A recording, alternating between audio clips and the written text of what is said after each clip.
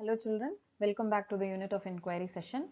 So until last class we were discussing about the meaning of settlements, the types of settlements, and what are the factors that people prefer to get settled in a place, isn't it? So you have given me a lot of points to discuss about the settlements, and we also did a group activity, collaborative activity on the whiteboard on the question, why do people get settled in a place? And you gave a beautiful answer from each one of you. I could see a beautiful answer coming up, like climate, education, services, and the landforms. So I could see how you were connecting the settlement with the landforms. So that shows how knowledgeable and how much of a thinker you are. So that's really great. So today we are going to discuss about what are the factors that will affect the settlement. So it started with a question, like a provoking questions, like what affects the settlement, okay, and what would stop you from choosing a settlement. So here also you gave me a lot of points to discuss. So today we are going deep into that. So when we talk about the factors that will affect, or the factors that you would prefer in choosing a settlements, can be divided into two. One is the physical factors, that the outer layer, and the human factors, that is related to the people who are going to go and live in a place. Okay, so what are the physical factors that would affect, or that would be preferred by the people? So the physical factors are nothing but the body of water, that is the transportation routes. If you are going to get settled in a place where it is surrounded by a river, a lake, some water body, definitely we have to see whether that place, the transportation facility is available over there. And also, not only that, if you are going and getting settled in a place, the basic necessities should be met by us, isn't it? So something like water for drinking and farming, so that is very much important. So one of the physical factors that you have to consider is the transportation routes, that is the one thing related to the body of water. The next one is the drinking water and the water for farming. Okay, so that is the basic necessity. Next one is flat land, where it is very easy for us to build the to carry over the construction works or build your houses, whatever thing you are going to build there. You prefer, or you would prefer, a flat land, a plain land. Then if you are someone who is keen on agriculture or something you have to do with that, then you will see whether that soil is fertile. You have to check upon that. And forests, of course we have to depend upon forest for timber and housing, which influences the settlement in an area. So these are the physical factors. Now talking about the human factors, people go and get settled in a place where they feel like it's a home for them. For example, you may say they should feel it like a community, their own community. For example, people who share a common language, religion, or culture. So that is very important. Some people may prefer where they belong to the same culture, same beliefs and values. So that is needed because they can gel up with those people very easily.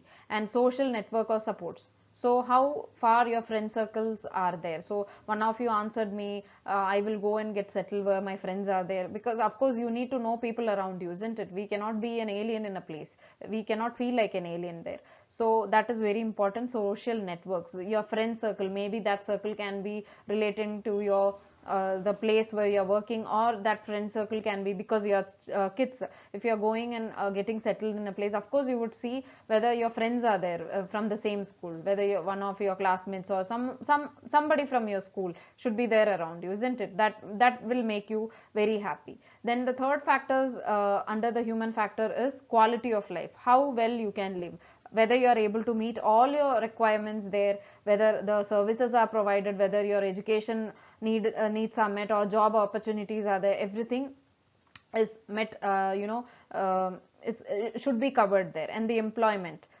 the same, whether you have the opportunities for related to your talent or related to your goal or your dream, so that place would be preferred by people, right? So this is the a small thing that affects the settlements, or these are the small things to be considered when people go and get settled in a place.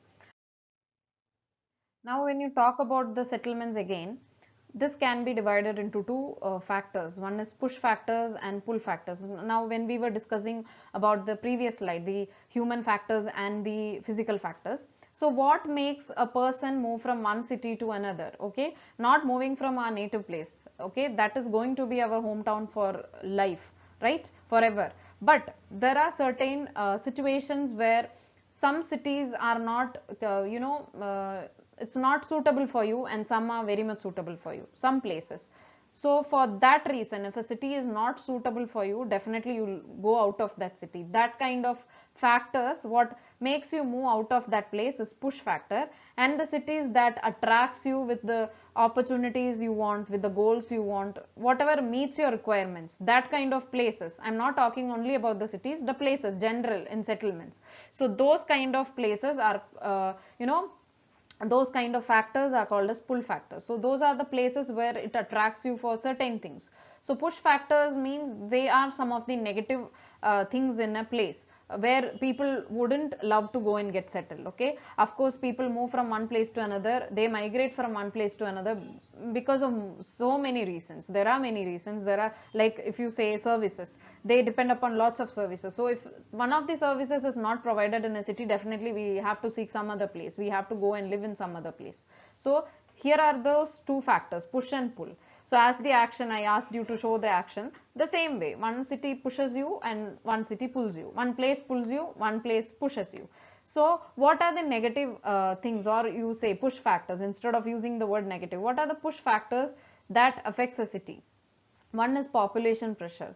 Definitely, if a place is overly populated, it's very crowded, then everybody cannot tackle that. Everybody is not so much social that they can live in such a populated place. So some of the reasons why people don't like to live in a place may be the population pressure. The next is poor infrastructure, the surroundings, it's not clean, or whatever you want, it's not met there, nothing is there, it's just a simple place that's not meeting your needs. Okay, then inadequate job offer, you don't have enough job opportunities there, then there is no point of living in that place.